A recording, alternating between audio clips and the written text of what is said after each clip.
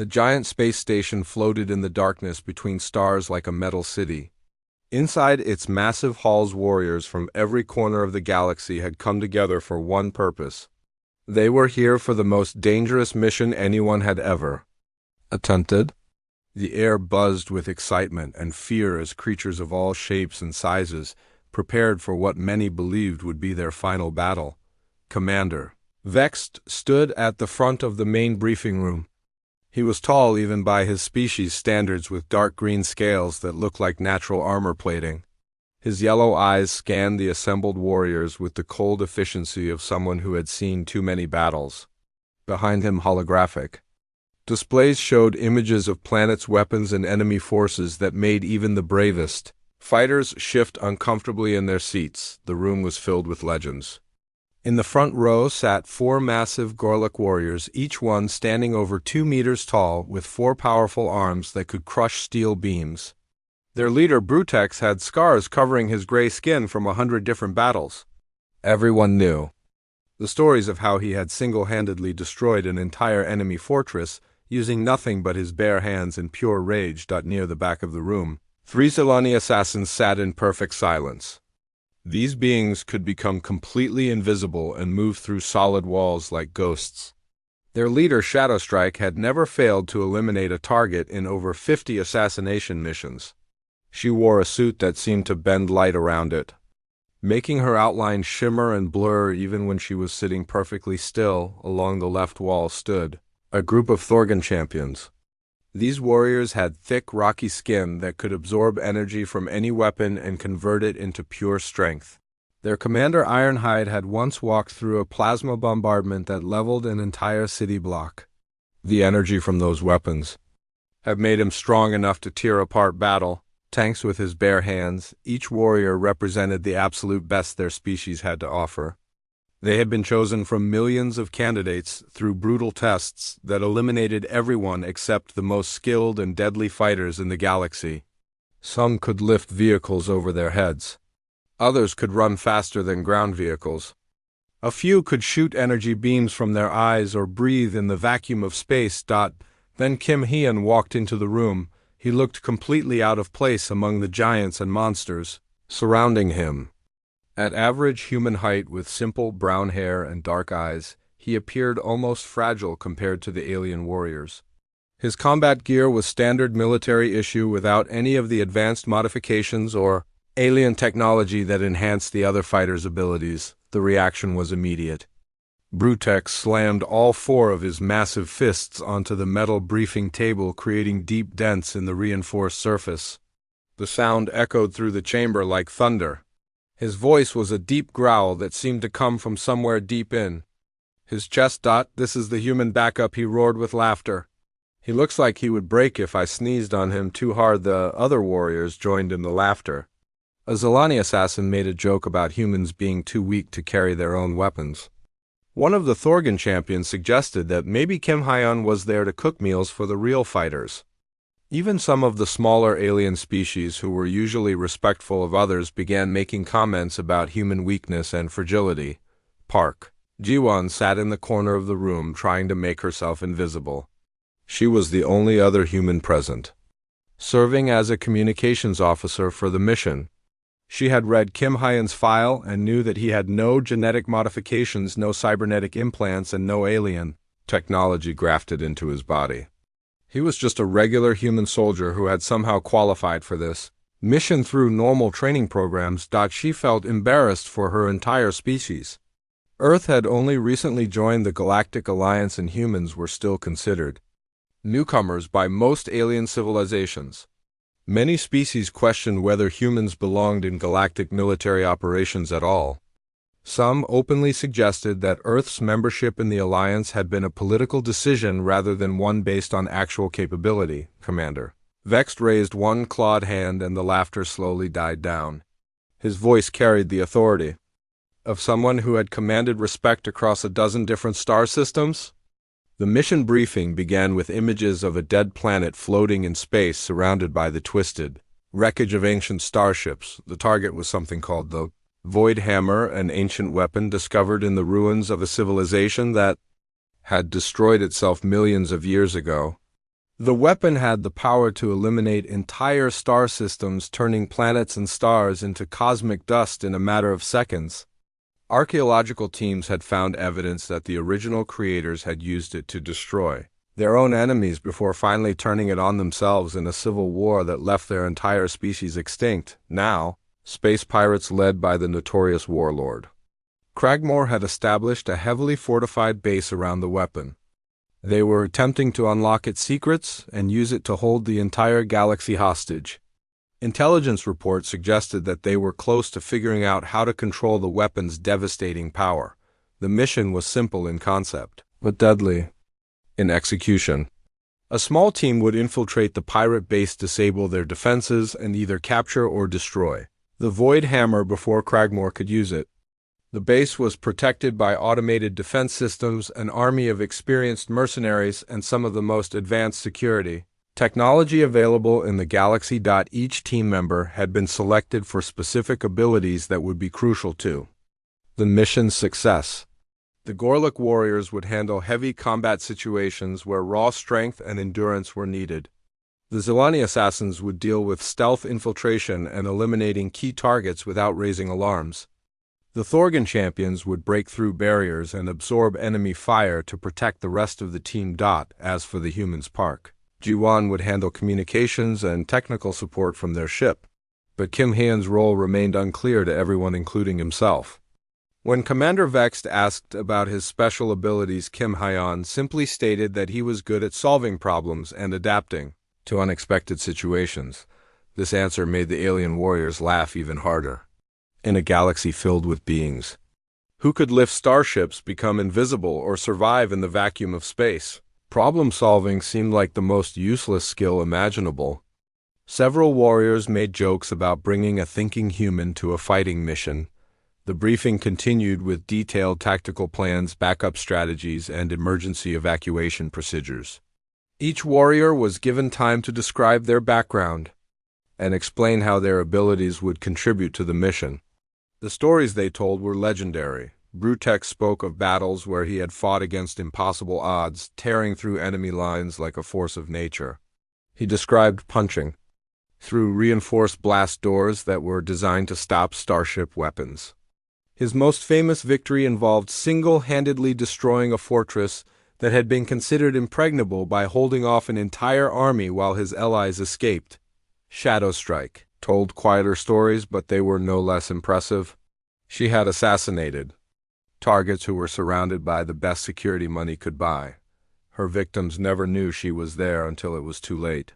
She had eliminated enemy commanders in the middle of their own strongholds without anyone discovering what had happened until hours later. Ironhide shared memories of walking through weapons fire that should have vaporized any living creature. His ability to absorb energy and convert it into strength had allowed him to demolish fortifications that had stood for centuries.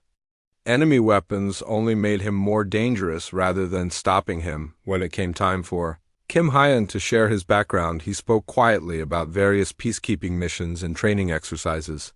His record showed competency in multiple areas, but no outstanding achievements in any particular field. He had never led a famous charge, never pulled off an impossible assassination, and never demolished an enemy stronghold through sheer force. To the assembled warriors, he seemed like a completely ordinary soldier who had somehow been mistakenly included among legends. Some suggested he should stay on the ship where he would be safe.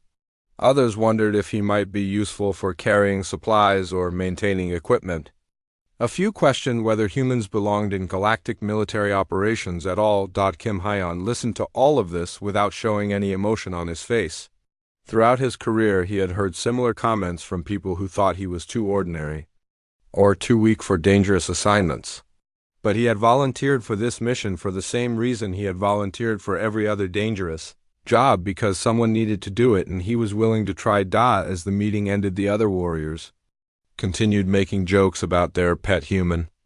They treated him like a mascot rather than a teammate. But Kim Hyeon methodically went through his own preparations with the same calm focus he brought to everything else. He studied the mission files, memorized the base layouts, and prepared his equipment with careful attention to detail. None of the alien warriors paid attention to his preparations. They were too busy showing off their own abilities and discussing their previous victories. They had no idea that the quiet human they were dismissing would soon change everything they believed about warfare and what it meant to be a true warrior. Cragmore's fortress rose from the dead planet's surface like a metallic mountain of death and destruction. The massive walls stretched high into the toxic sky, covered with automated weapon systems that could track and destroy anything that moved within several kilometers. Guard towers topped with shimmering energy shields provided overlapping fields of fire, while patrol drones swept the perimeter. With sensors advanced enough to detect a single heartbeat, the base had been designed by military engineers from dozens of different alien species, each contributing their most deadly defensive technologies. Gorlick's strength had built the massive walls. Zilani's stealth technology powered the sensor networks. Thorgan energy absorption systems protected the shield generators. It was a fortress that combined the best defensive ideas from across the galaxy. The team crouched behind a rocky outcropping several kilometers from the base, studying their target through enhanced vision equipment. The fortress looked completely impregnable, with no obvious weak points or vulnerabilities that could be exploited by a small infiltration team. Brutex flexed his 4 massive arms impatiently. His warrior instincts told him to charge directly at the walls and start breaking things, until he created an opening for the rest of the team. He had used this approach successfully in dozens of previous battles and saw no reason why it would not work here as well. "Just point me at the weakest section," he growled in his deep voice. "I can punch through any barrier they have built. My fists have broken through starship armor and fortress walls that were supposedly unbreakable. Give me 10 minutes and I will have us an entrance." Ironhide nodded in agreement with this direct approach. His thick, rocky skin was already beginning to glow with stored energy that would allow him to absorb incoming weapons fire and convert it into even greater strength. He had walked through plasma bombardments before and emerged stronger than when he started. Shadowstrike was studying the base's layout through her own specialized equipment, looking for ventilation shafts or maintenance tunnels that might provide a stealth route inside. Her experience told her that every fortress had hidden entrances that could be exploited by someone with the right skills and patience. But Kim Han was looking at something completely different. While the others focused on the obvious defenses, he had noticed subtle patterns in how the automated systems operated. The weapon turrets moved in predictable sequences following programmed routines. The patrol drones followed set schedules that repeated every few hours. Even the energy shields flickered at regular intervals as they cycled through their power management systems. More importantly, he had spotted something that the base's designers had probably never considered when they were planning their defensive systems. The fortress needed to maintain a breathable atmosphere for the thousands of mercenaries and pirates who lived and worked inside its walls. "The ventilation system," he said quietly, pointing to barely visible openings near the base of the massive walls. The other warriors looked confused, since these openings appeared far too small for any of them to fit through, and were probably heavily defended anyway. Kim Han pulled out a small scanning device and aimed it at the ventilation ports. The readings confirmed exactly what he had suspected after studying the base's specifications during their journey. The system was designed to handle the planet's toxic atmosphere, which meant it needed incredibly powerful filtration and air recycling equipment. The system has to process massive amounts of contaminated air and convert it into something breathable for the base's occupants, he explained while pulling various components from his equipment pack. That means it needs high-powered filtration systems and air recycling equipment. That can be disrupted in interesting ways. The implications slowly became clear to the other team members as Kim Han continued his explanation. If they could introduce the right kind of interference into the air system, they could create chaos throughout the entire facility without having to fight their way through the main defenses. Working quickly, Kim Han assembled a small device from spare parts and chemical compounds he had brought for emergency situations. The device looked like nothing more than a metal cylinder with some wires attached, but when he explained what it would do. Even the battle-hardened alien warriors were impressed by his ingenuity. The cylinder contained a mixture of compounds that would react with the base's air filtration system to create a smell that was harmless but extremely unpleasant throughout the entire facility. But this was not just any smell. Kim Hyan had designed it specifically to trigger panic responses in the three most common species of mercenaries that Cragmore employed.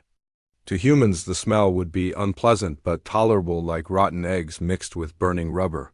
But to the alien mercenaries inside the base, it would smell exactly like their natural predators.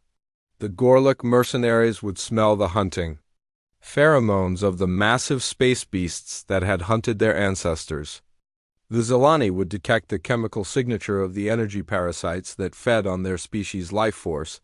Shadowstrike used her stealth abilities to approach the ventilation system and plant Kim Hyan's device without being detected by the base's sensors.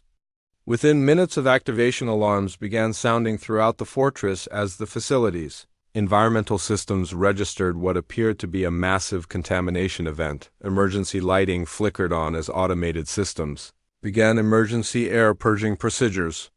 Confused guards ran through corridors trying to identify the source of the terrible smell that was triggering their deepest survival instincts. Many of them abandoned their posts entirely, focusing on evacuation procedures rather than maintaining security. The chaos was everything Kim Hyan had hoped for and more. Guard towers that should have been continuously manned were left empty as their occupants fled to emergency stations. Automated weapon systems went into safe mode as their operators assumed the contamination might affect their targeting systems. Patrol drones were recalled to prevent them from spreading whatever was causing the environmental crisis. In the confusion, Kim Hyan led the team to a maintenance entrance that the panicking defenders had completely forgotten about. The door was secured with an advanced locking system that would normally have taken even Shadowstrike several minutes to bypass using her specialized equipment. But Kim Hyan had prepared for this possibility as well. Instead of trying to break or hack the lock, he had studied the base's power distribution system during their approach. Using a small electromagnetic pulse device, he temporarily disrupted the power grid in their section of the fortress. The security lock disengaged automatically as part of its emergency protocols, which were designed to prevent people from being trapped inside during power failures. The team slipped through just as the backup power systems came online and the locks re-engaged behind them. Once inside, they found themselves in a maze of corridors filled with confused and frightened mercenaries. The alien defenders were stumbling around with improvised breathing masks, trying to locate the source of the contamination while dealing with their own panic responses to the artificial predator scent that Kim Hyan had introduced into their air supply. Many of the mercenaries had completely abandoned their assigned positions. Guard posts that should have been heavily defended were left empty as their occupants focused on what they believed was a life-threatening environmental emergency. Communication systems were overloaded with panicked reports from all over the base. Brutex was amazed at how easy their infiltration had become. He whispered to Kim Hyan that he had never seen defenders abandon their positions so completely. In all his years of combat, he had always needed to fight his way through enemy defenses using raw strength and determination. Kim Hyan explained that he had spent time studying the psychological profiles of different mercenary species, learning what would frighten or confuse them most effectively. Most warriors prepared to fight enemies, he said, but sometimes it was better to make enemies too confused to fight back properly. The team made rapid progress through the base following Kim Hyan's memorized layout of the facility. They encountered several groups of mercenaries, but in each case, the defenders were too distracted by the ongoing contamination crisis to put up effective resistance. Shadowstrike was able to neutralize guards who were already panicking and not paying attention to their surroundings. Brutex and Ironhide easily overpowered enemies who were not mentally prepared for combat, because they were focused on the environmental emergency. As they moved deeper into the fortress, the base's automated systems began to adapt to the crisis. Emergency protocols were slowly overriding the contamination panic as the facility's artificial intelligence determined that the threat was not immediately life-threatening. Serious resistance was beginning to form ahead of them as professional soldiers, took control of the situation. Kim Hyun realized that the easy part of their mission was ending. Soon they would face enemies who were prepared for battle rather than confused by environmental sabotage. But they had made it much deeper into the fortress than would have been possible through direct assault, and they were now close to their ultimate target. The central chamber containing the Void Hammer was just ahead, but Kim Hyun knew that Cragmore would have saved his most dangerous defenses for last. The real test of their abilities was about. The stealth ship moved through space like a shadow, cutting through the darkness toward the dead planet where Cragmore had built his fortress. The journey would take 3 days, and during that time the team had nothing to do but prepare and get to know each other better. Unfortunately for Kim Hyun, this meant 3 days of being treated like the team's pet human. The alien warriors spent most of their time in the ship's training area showing off their incredible abilities to each other. Brutex would punch reinforced training dummies so hard that they exploded into metal fragments. His 4 massive arms moved like pistons, each one capable of delivering blows that could crack starship armor. When he demonstrated his full strength on a practice target, the entire ship shook from the impact. Shadowstrike used the training time to practice her stealth abilities. She would become completely invisible and move through the ship without making any sound at all. Sometimes she would appear right behind other team members just to prove that she could eliminate anyone without them knowing she was there. Her energy blades could cut through almost any material, leaving glowing wounds in the training targets. Ironhide spent his time absorbing energy from the ship's power systems. His thick, rocky skin would glow brighter and brighter as he stored more power. Then he would release it all at once in devastating attacks that left scorch marks on the reinforced walls. He could take direct hits from plasma cannons and convert the energy into strength. That made him even more dangerous. While the aliens were showing off, Kim Hyun spent his time in a completely different way. He sat in the ship's information center, reading every file he could find about their mission. He studied maps of the dead planet, learning about its geography, climate, and atmospheric conditions. He memorized the layout of Cragmore's base, including ventilation systems, power distribution, and security protocols. Park Ji-won noticed this difference in how Kim Hyun prepared for the mission. While the other warriors were focused on demonstrating their individual abilities, the human was quietly gathering information about what they would face. She began to wonder if there was more to her fellow human than she had initially thought. When they finally reached the dead planet, the team's first challenge appeared immediately. The planet's surface was covered in a toxic atmosphere that would kill most life forms within minutes of exposure.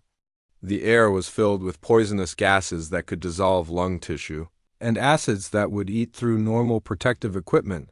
Each warrior had brought specialized breathing gear designed for their particular species biology. The equipment was expensive and carefully calibrated to filter out the specific toxins that would be most dangerous to each type of alien physiology. Everything seemed to be working perfectly as they prepared to land on the hostile surface. Then, disaster struck. Shadowstrike's breathing equipment began sparking and making strange noises as soon as they entered the planet's atmosphere. The Zilani warrior's gear had been damaged during the landing process, and toxic gases began seeping into her helmet. She started choking and gasping as the poisonous air burned her throat and lungs. The other warriors immediately began panicking. They tried to help, but their own breathing equipment was designed specifically for their alien biology and would not work for a Zilani. Brutex tried to share his air supply, but the connection ports were completely incompatible.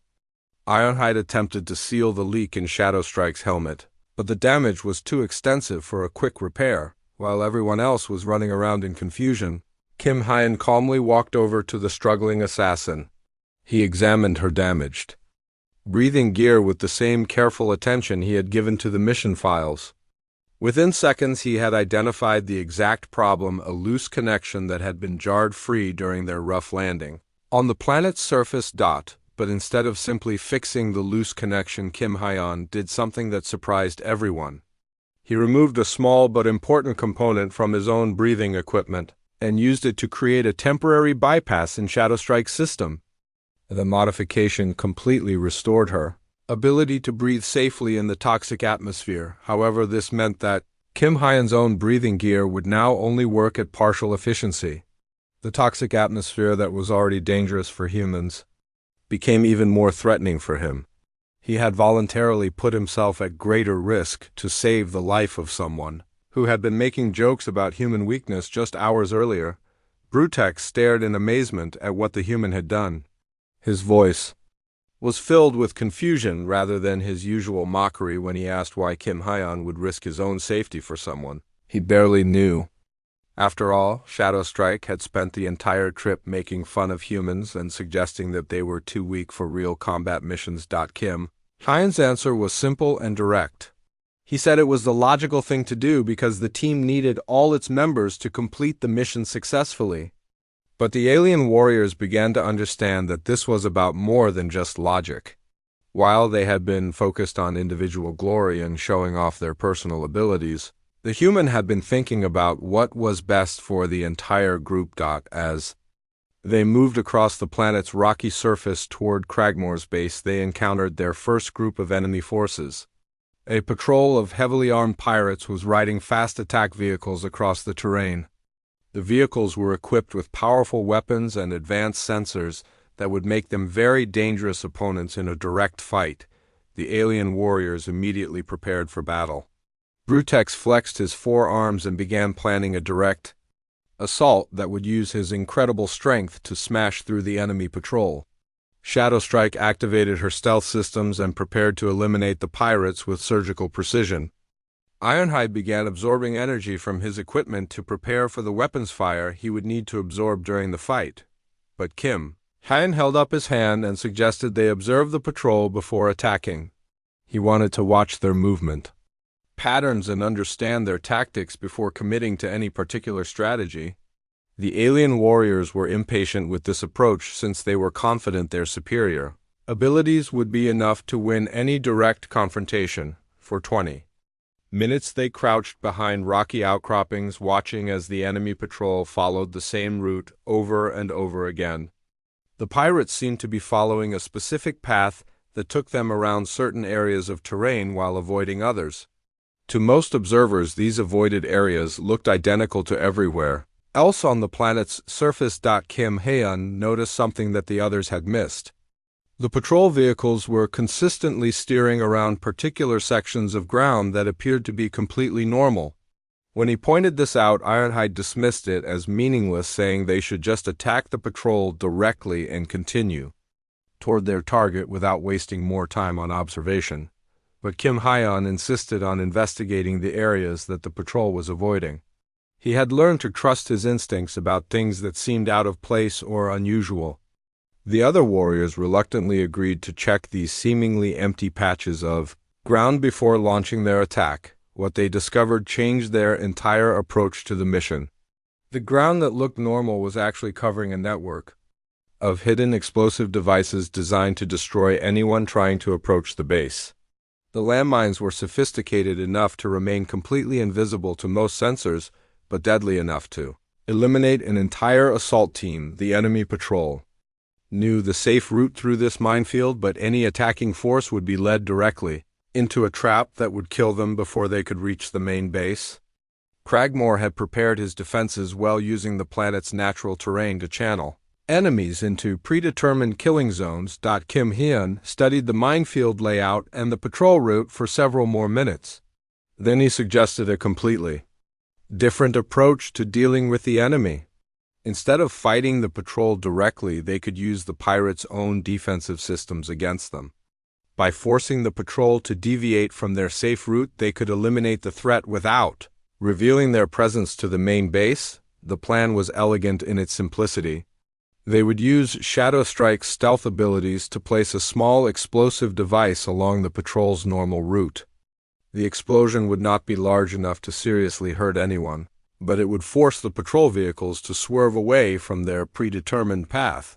When the patrol came around on their next pass, the team was ready. Shadow Strike had placed the device exactly where Kim Hyan had calculated it would have maximum effect. The small explosion startled the patrol drivers and caused them to veer directly into their own minefield. The resulting chain of explosions was spectacular.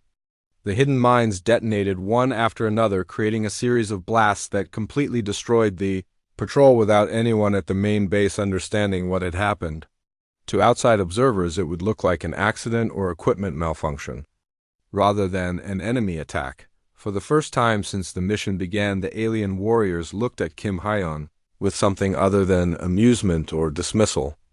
Brutex admitted that he had been wrong about human intelligence and tactical thinking. Shadowstrike thanked him again for saving her life and expressed genuine appreciation for his quick thinking with her breathing equipment. Even Ironhide grudgingly acknowledged that the humans' approach had been more effective than AD. The central chamber housing the Void Hammer was unlike anything the team had expected to find. Instead of a heavily fortified vault filled with additional security systems, they found themselves standing at the entrance to a massive arena-like space.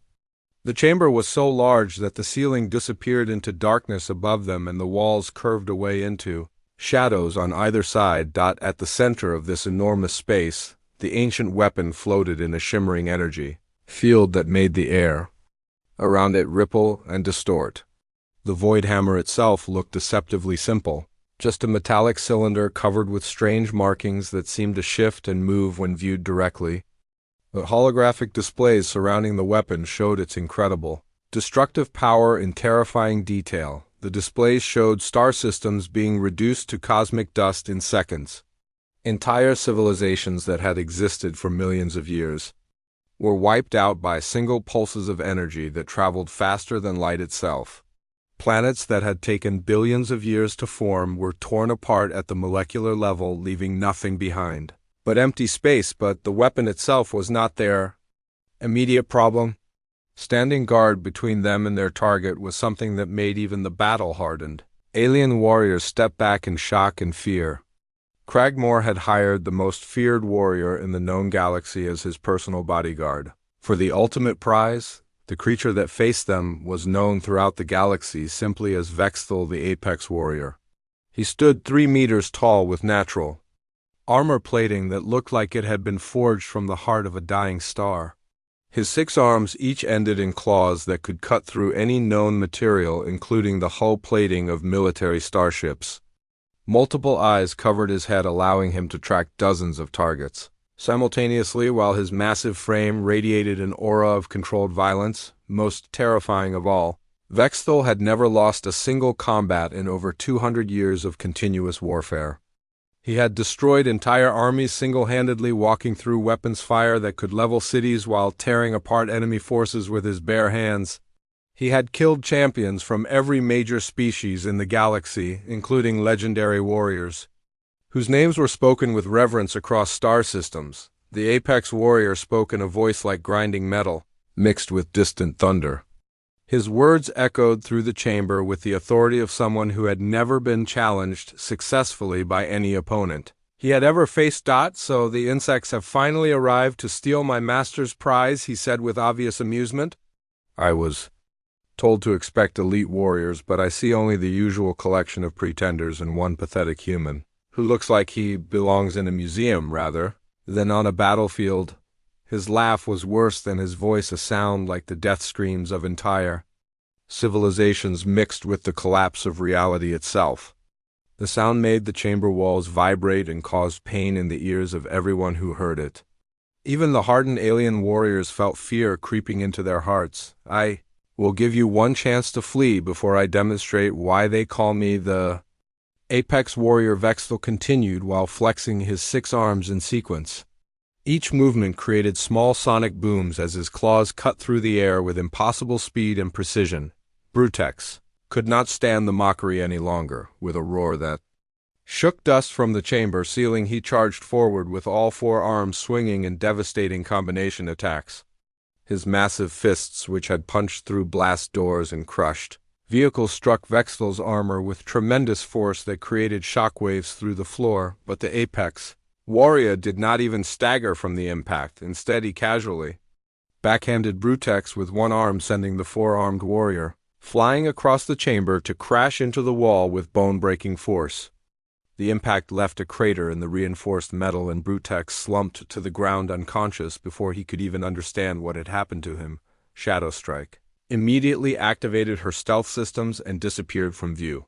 Her energy blades hummed to life as she moved with the deadly grace that had made her the most feared assassin in her species' history. She attacked from behind, aiming her weapons at what appeared to be weak points in Vexthal's armor, where joints and connections might be vulnerable, but the Apex Warriors' multiple eyes tracked her perfectly even while she was completely invisible. His enhanced senses could detect her heartbeat, her breathing, and even the minute electrical fields generated by her stealth technology. He caught her mid-strike with two of his arms and threw her aside like she weighed nothing at all. Shadow Strikes stealth systems sparked and failed from the impact, leaving her visible and vulnerable on the chamber floor. Her energy blades had been shattered by contact with Vexthal's natural armor, and she was clearly in no condition to continue fighting. Ironhide stepped forward with grim determination. His thick, rocky skin was already glowing with energy absorbed from the plasma weapons built into the chamber walls. He had deliberately positioned himself to take hits from the automated defense systems, storing their power to use against his opponent, the Thorgan warrior. Absorbed blast after blast, growing stronger with each impact until he was radiating enough power to melt steel beams. His entire body became a weapon of stored energy as he charged Vexthal with all his accumulated strength focused into a single devastating punch. The impact created a shockwave that cracked the chamber floor and sent fragments of stone flying in all directions. The energy discharge was so intense that it temporarily overloaded the lighting systems, leaving the chamber in flickering semi-darkness. For a moment everyone thought that surely no opponent could survive such an attack, but when the energy dissipated, Vexthal was still standing exactly where he had been, completely unharmed and apparently unimpressed.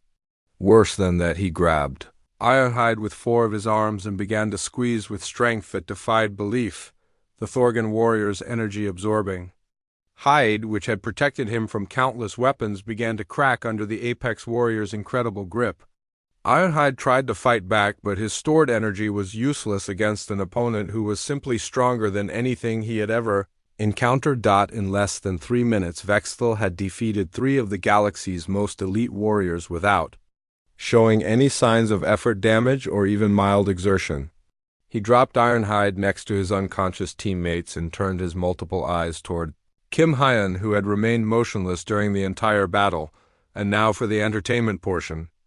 Vexthal said with even more mockery than before, the human who thought he could stand among real warriors despite having no visible abilities or enhancements whatsoever. Tell me, little creature, what special power do you possess that makes you think you can succeed where your betters have failed? So, completely, the Apex warrior began walking slowly toward Kim Hyan with the confidence of a predator approaching helpless prey.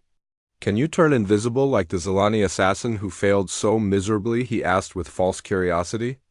Do you have multiple arms like the Gorlick berserker, who could not even make me take a step backward? Kim Hyan looked at his fallen teammates who were struggling to remain conscious despite their injuries. He looked at the massive weapon floating behind the Apex warrior with its displays of unimaginable destruction.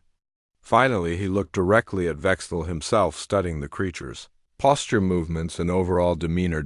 No, he said quietly in a voice that carried clearly through the chamber despite its softness. I cannot do any of those things that you mentioned. I have no special abilities or enhanced capabilities. Vexthal's laugh was even more terrifying than before now that he had proven his complete superiority over supposedly elite opponents.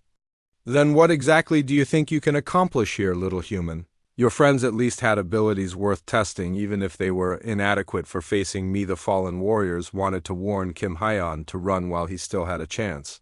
Brutex tried to shout for him to escape through the entrance they had used. Shadow Strike attempted to activate her emergency communicator to call for immediate evacuation. Even Ironhide, despite his serious injuries, tried to stand up and continue fighting to give the human time to flee, but Kim Hyan did not run or show any signs of fear. Instead, he began walking slowly toward Vexthal with his hands empty and his expression completely calm.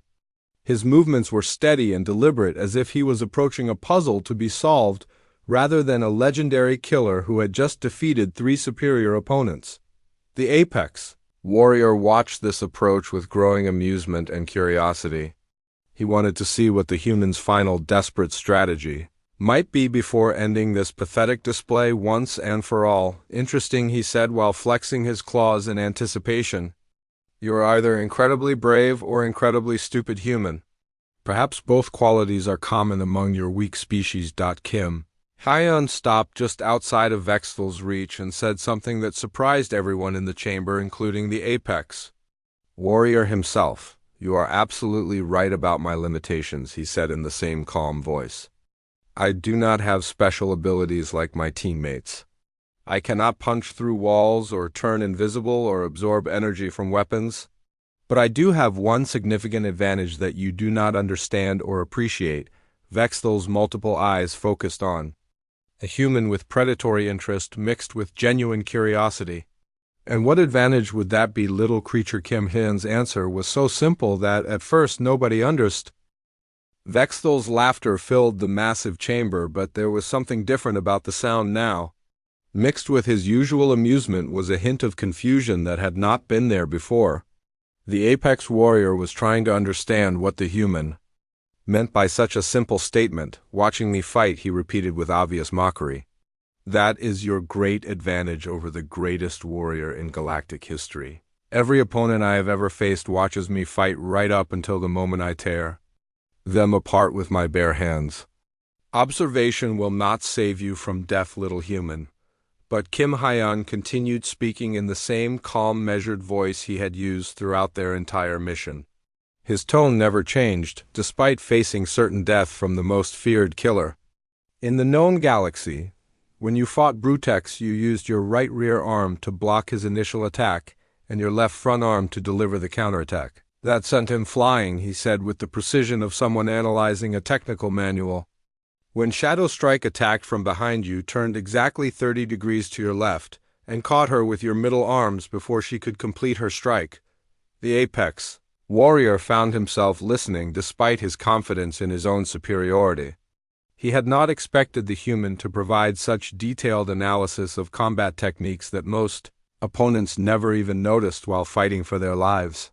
When Ironhide charged with his energy attack, Kim Hyeon continued, "You planted your feet in a specific defensive stance that distributed his impact force across your entire body structure. Every movement you made followed a precise pattern, designed for maximum efficiency and minimum energy expenditure." Vexthal's eyes narrowed slightly as he processed this unexpected level of observation and analysis. He had spent 2 centuries perfecting his combat techniques until they had become instinctive responses to any threat. But he had never considered that this perfection might create vulnerabilities that a careful observer could identify and exploit. "You have good eyes for such a weak creature," he admitted grudgingly. "But knowing how I fight will not help you survive fighting me. I have faced opponents who studied my techniques for years before challenging me, and they all died just as quickly as those who attacked without preparation." Kim Hyeon took another step forward, bringing himself well within the apex warrior's reach. Any normal opponent would have been torn apart instantly at this distance, but Vexthal found himself genuinely curious about what the human was planning to do. "You are wrong about that," Kim Hyeon said with quiet confidence. "You see, every movement you made followed a specific pattern that served a particular tactical purpose. Every defensive position was calculated for optimal protection. Every attack was designed for maximum damage with minimum effort. You fight like a perfect machine, which means you are completely predictable." For the first time in over 200 years of combat, Vexthal felt something he had almost forgotten: the uncomfortable sensation of uncertainty. This human was not behaving like any opponent he had ever encountered. There was no desperate bravado, no final surge of adrenaline before death, and no fear of the inevitable outcome. Instead, there was only calm analysis and quiet confidence that seemed completely inappropriate given the circumstances. The human was studying him like a puzzle to be solved rather than treating him like the apex predator he had proven himself to be. Patterns can be adapted and changed, Vexthel said, though his voice had lost some of its earlier mockery. I have fought for 2 centuries against every type of warrior in the galaxy. I have adapted to countless fighting styles and defeated opponents who thought they understood my methods perfectly. Kim Hyun nodded as if he completely agreed with this assessment. That is exactly the problem, he said in a tone that suggested he was explaining something obvious. You have become so skilled at fighting that you have forgotten how to do anything else. When Brutex charged, you could have simply stepped aside and let him crash into the wall on his own momentum. The analysis continued with frightening accuracy and insight. When Shadowstrike tried to attack you from behind, you could have ignored her until she revealed her position by striking your armor.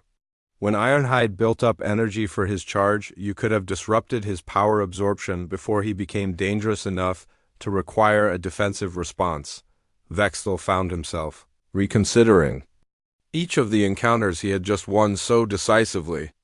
The human was correct that alternative approaches had been available in each case. But those alternatives would not have demonstrated his overwhelming superiority in the way that direct combat victories did, but you did not choose any of those simpler options, Kim Hyun continued, because you wanted to demonstrate your superiority through pure combat skill. You wanted to prove that you could defeat each warrior using direct confrontation because that is what you have always done.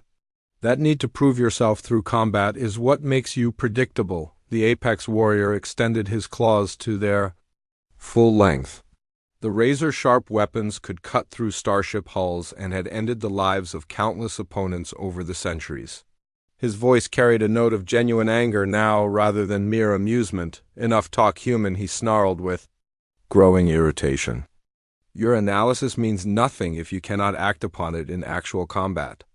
You are still just a weak creature facing an apex predator who has never been defeated.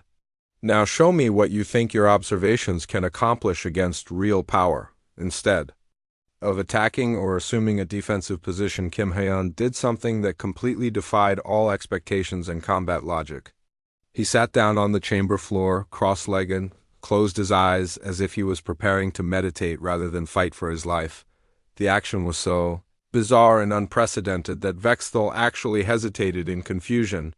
He had never encountered an opponent who responded to his threat by sitting down calmly. He began scanning for hidden weapons or some kind of tactical deception, but found nothing except a human sitting peacefully on the floor.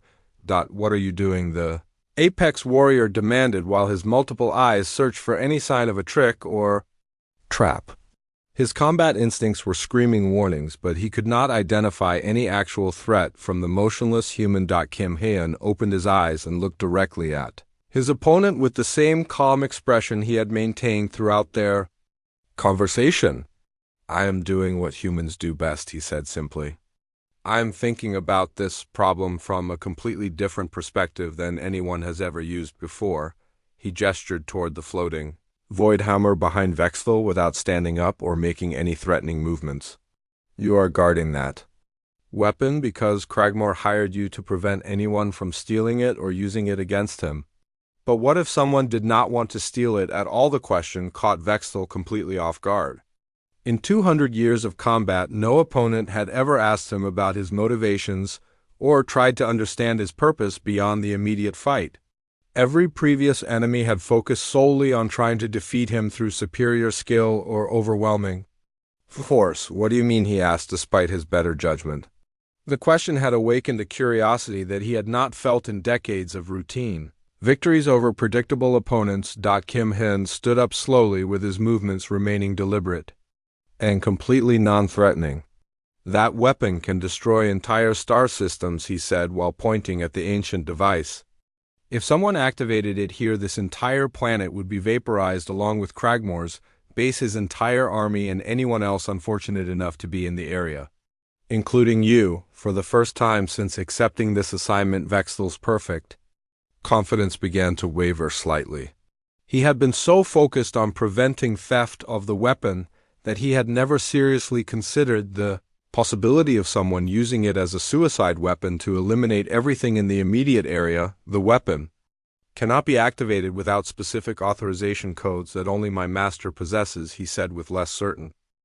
The massive chamber fell completely silent except for the steady hum of the Voidhammer's containment field, and the quiet groans of the injured team members who were slowly regaining consciousness.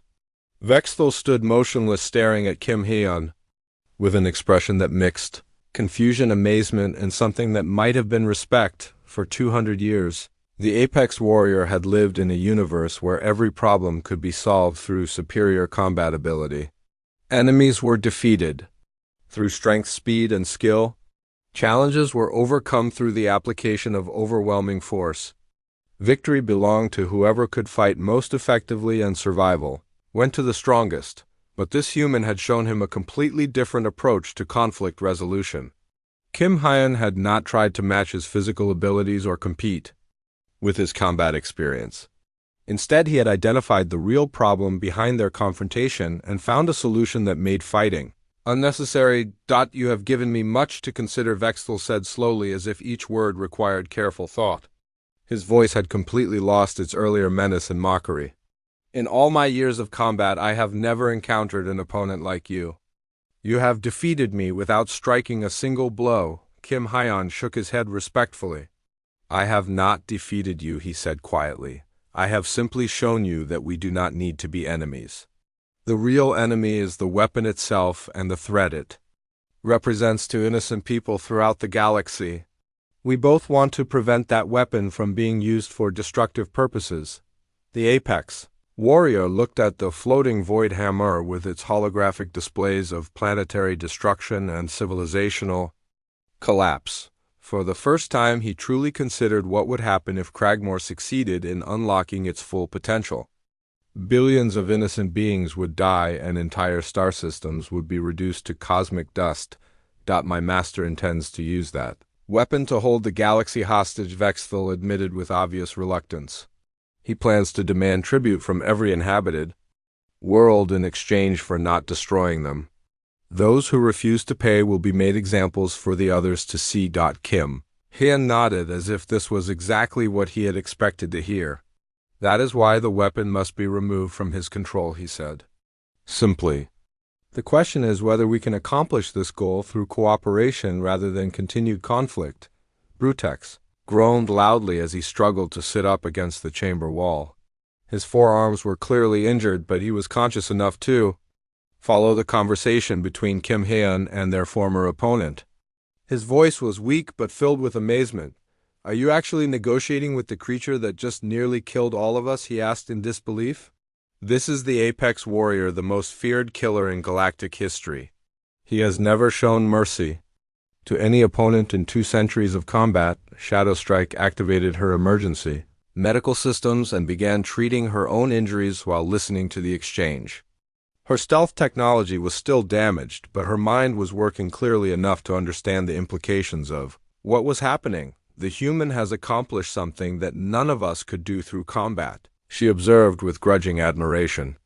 He has made the Apex Warrior question his own methods and consider alternatives to violence. That is a victory more complete than any physical defeat could have been. Ironhide was struggling to stand despite his serious injuries. His energy-absorbing capabilities were slowly healing the damage from Vexthel's crushing grip, but he would need proper medical treatment soon. His voice was strained but thoughtful. If Vexthel truly wishes to prevent the weapon's misuse, then perhaps we can work together, he suggested cautiously. His knowledge of this facility's defenses could help us complete our mission more effectively than continued fighting would.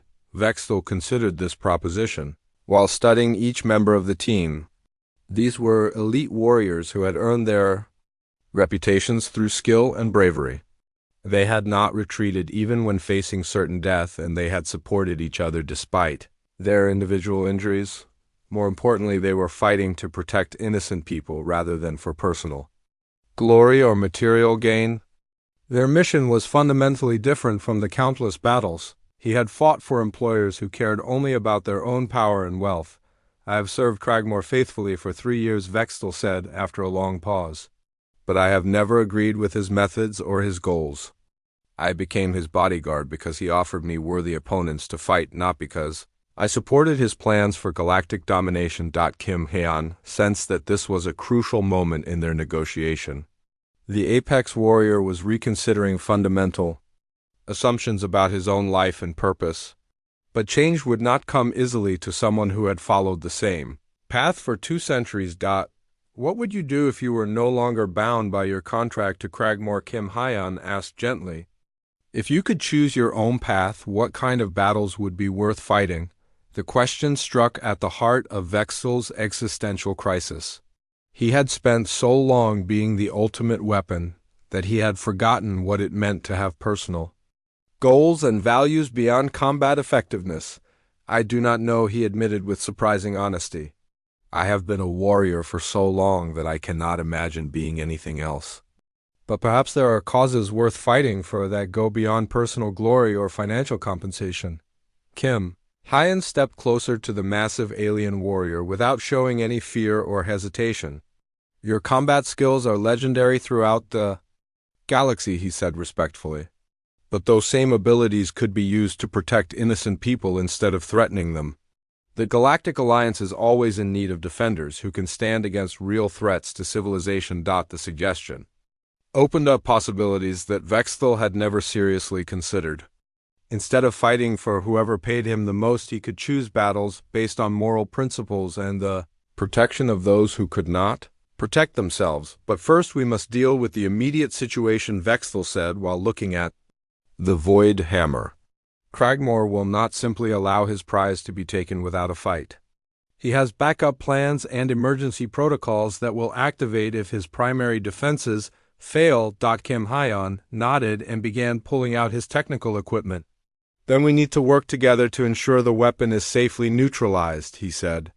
Your knowledge of the facility systems combined with our infiltration skills should be enough to complete the mission successfully. What followed was the most unusual team formation in galactic military history. The apex warrior who had never worked with anyone began coordinating with the same opponents he had just defeated. Vexel provided detailed information about the base's security systems while Kim Haeon developed plans to safely remove or destroy the ancient weapon. Brutex, despite his injuries, contributed his knowledge of heavy demolitions work. Shadowstrike offered her expertise in stealth technology and electronic warfare. Ironhide shared his understanding of energy systems and power distribution networks. Working together, they developed a comprehensive plan that would neutralize the Void Hammer, while minimizing casualties among Cragmore's personnel. Many of the mercenaries were simply hired soldiers who did not deserve to die for their employers' ambitions. As they prepared to implement their strategy, Vexel made a decision that surprised everyone, including himself. When this mission is complete, he announced, I will not return to Cragmore's service. It is time for me to find battles worth fighting rather than simply fighting for the highest bidder. Kim Haeon smiled and extended his hand in the traditional human gesture of friendship and respect. The galaxy needs warriors who fight for justice rather than profit, he said. There will always be causes worth defending and people worth protecting. Vexel looked at the small human hand for a moment before carefully shaking it with one of his massive claws. The gesture symbolized more than just an alliance between former enemies. It represented the beginning of a new chapter in the Apex Warriors' long and violent history. Together, the unlikely team began their final assault on Cragmore's remaining defenses. But now they fought not as separate warriors competing for individual glory, but as allies united in a common cause. The human who had been laughed at and dismissed had not only survived an encounter with the galaxy's most feared fighter, but had fundamentally changed how that fighter saw himself and his place in the universe. The mission was far from over, but Kim Haeon had already achieved something more important than tactical victory. He had proven that sometimes the greatest strength comes not from superior weapons or enhanced abilities, but from the willingness to see enemies as potential allies and to find solutions that serve the greater good rather than personal ambition.